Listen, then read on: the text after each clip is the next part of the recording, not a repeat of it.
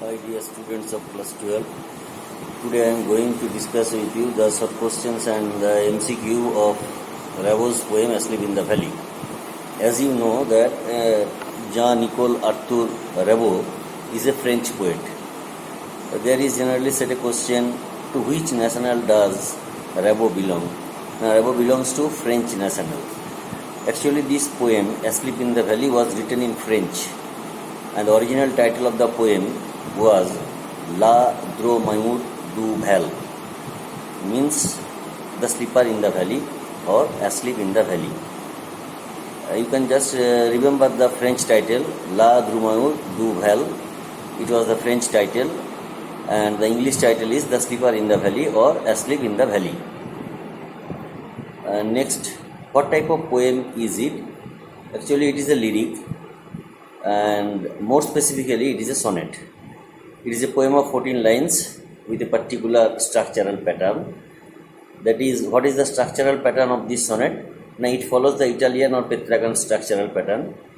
That is, the 14 lines are divided into two parts. First 8 lines make up the octave, and the next 6 lines make up the sestet of the poem. Then hence the structural pattern of the sonnet is Italian or Petrarchan, with the division of octave and sestet. Actually this poem is an anti-war poem if we see it from the theme of the poem. What is the background of the sonnet? The background of the sonnet is a small green valley with a slowly flowing stream. A small green valley with a slowly flowing stream is the background of this sonnet. Actually the background is pulsating nature, the lap of mother nature where life is vibrating. Such is the background or the backdrop of the sonnet. The poet has described this background in the first 4 lines of this sonnet. So what are the questions that we have already discussed? To which national does Ravaux belong? Ravaux belongs to the French national. What type of poem is it? It is a lyric. More particularly, it is a sonnet. Sonnet is a poem of 14 lines with a particular rhyme scheme or structural pattern. Which structural pattern does Ravaux follow? Ravaux follows the Italian or the Petrarchan structural pattern of octave and sestet. The first 8 lines of the sonnet are called octave, and the next 6 lines of the sonnet are called sestet. What is the background of this sonnet? That a small green valley with a slowly flowing stream is the background of the sonnet. The first 4 lines depict the beautiful scenery, the natural background of this sonnet. It is a small green valley where a slow stream flows and leaves long strands of silver on the bright grass. What does strand mean? The strand means the strap, the flow of the water of the stream. Why is it silver? As the water of the stream is lit up by the sun rays, it is silver in color. It looks silver. The silver strand means the bright silver colored flow of water or the threads of water or the straps of water of the stream. That is the strands of silver on the bright grass. The grass look bright because they are lit up by the sun. And from the mountain top, the sun's rays. So where do the sun's rays stream from? Now the sun's rays stream from the mountain top. What do? Now they fill the hollow full of light. The hollow means the space, the empty space of the valley. The whole valley is lit up by the sun rays. That is the meaning of it. From the mountain top, come down, stream means come down, the sun's rays, and they fill the hollow, the vacant places of the valley with light. There, in that natural background where life should be vibrating, in such an atmosphere, such an environment, on the lap of nature, a soldier, very young, lies open-mouthed. The poet depicts that a very young soldier lies there open-mouthed. The natural background, which serves the backdrop of the poem, is so pulsating with nature. It seems from the description of the first 4 lines. But there, a very young soldier is lying asleep. A pillow made of fern beneath his head. Which serves the pillow of the soldier? fern. Fern serves the pillow of the soldier. It is also a short question. What serves the pillow of the soldier? The ferns serve the pillow of the soldier. Asleep, stretched in the heavy undergrowth. Where is the soldier lying? The soldier is lying among the bushes. Undergrowth means bushes and plants. There the soldier is lying. His body is stretched in the bushes, in the heavy undergrowth, in the bushes and plants and shrubs. There the soldier is asleep. And he looks pale in his green, warm, sun-soaked bed. Soldier, how is the soldier's bed? It is also a short question. The soldier's bed is warm, green, and sun-soaked. As the bed is in the lap of Mother Nature, in the green valley, the valley with the green grass, so the bed is green. As it is lit up by the sun, so it is warm. Sun-soaked means the rays of the sun has soaked or bathed the bed of the soldier. That is why the description of the bed carries three adjectives: warm, green, and sun-soaked. Such a bed is the source of energy or vitality. On such a bed, life should be pulsating, but there the soldier is asleep. The poet has used asleep or sleeping condition of the soldier in the second stanza, in the second quatrain of the poem, twice. A soldier very young lies open-mouthed and asleep, stretched in the heavy undergrowth. So now the short questions that come from this quatrain: how is the soldier? The soldier is very young. He lies open-mouthed. What serves the pillow of the soldier? The fern serves the pillow of the soldier. Where is the soldier's bed? The soldier's bed is among the bushes, by in the heavy undergrowth, in the lap of Mother Nature, or in the green valley. How is his bed? This is very important. His bed is warm, green, and sun-soaked. Now I explain the cause. Why is it warm? As it is lit up by the sun, so it is warm. Warm suggests that the bed is full of energy. It is sun-soaked also. That suggests also it is full of vitality.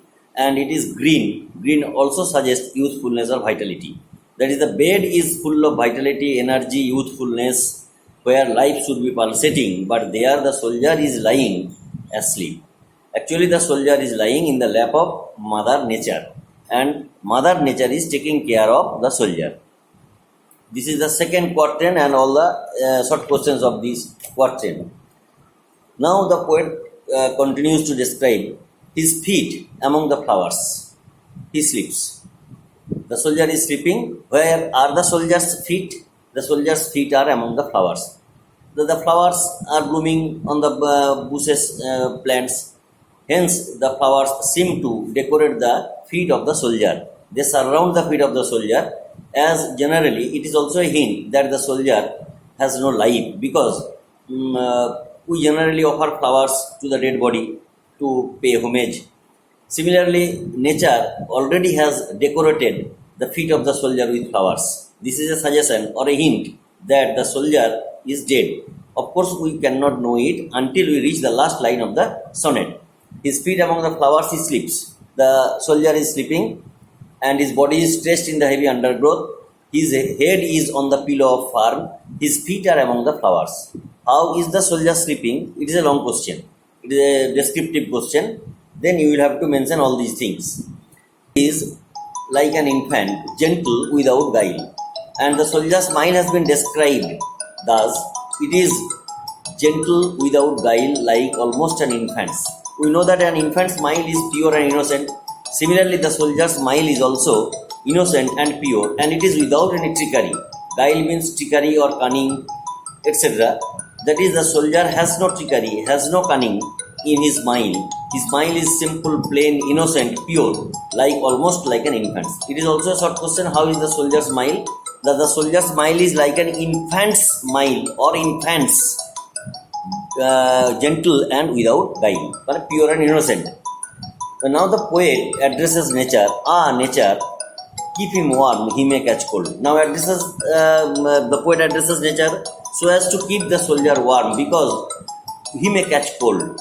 Here, cold suggests, as we reach the last line of the poem, we will know that the soldier is dead. Hence, the poet requests nature to keep the soldier warm, that is lively. Because cold suggests death. Death may catch him. That he may be the victim of death. That is why the poet requests nature to keep him alive or warm. The humming insects do not disturb his rest. Another description of the environment: there are bushes, plants, flowers on the bushes and plants, and hence the insects are humming around. This is a lively description of nature. The humming insects do not disturb his rest. They abstain from disturbing the soldier's rest. As the soldier is resting on the lap of Mother Nature, the insects abstain from disturbing his rest. That is why the humming insects do not disturb his rest. He sleeps in sunlight. The soldier is sleeping in sunlight. That is in the vitality of sun. We know that the sun is the prime source of energy on earth. The sun gives us vitality, energy, and it energizes or vitalizes our life on earth. That is why the sun is regarded the prime source of energy. In such a condition where the bed is stretched on the lap of Mother Nature and the sun is shining brightly, lighting up everything, energizing everything, there the soldier is sleeping. That is why it is a contrast. He sleeps in sunlight, one hand on his breast, and the condition of the soldier is that his one hand is placed on his breast. It suggests that he is at rest. When we place our hand on breast and we sleep, it suggests our complete rest. That is why the soldier hand is on the breast and he is sleeping at peace. That is quietly at peace, peacefully he is sleeping. And in his side there are two red holes. In the last line we come to know that he is a victim of war because the two red holes suggest the two wounds of bullet, the marks of bullet. It is also a short question or MCQ. What do the two red holes suggest? Two red holes suggest the two wounds of bullet marked with blood. That is why the soldier has become the victim of war. War has entered, crept in this pulsating nature and snatched away the life of the young soldier.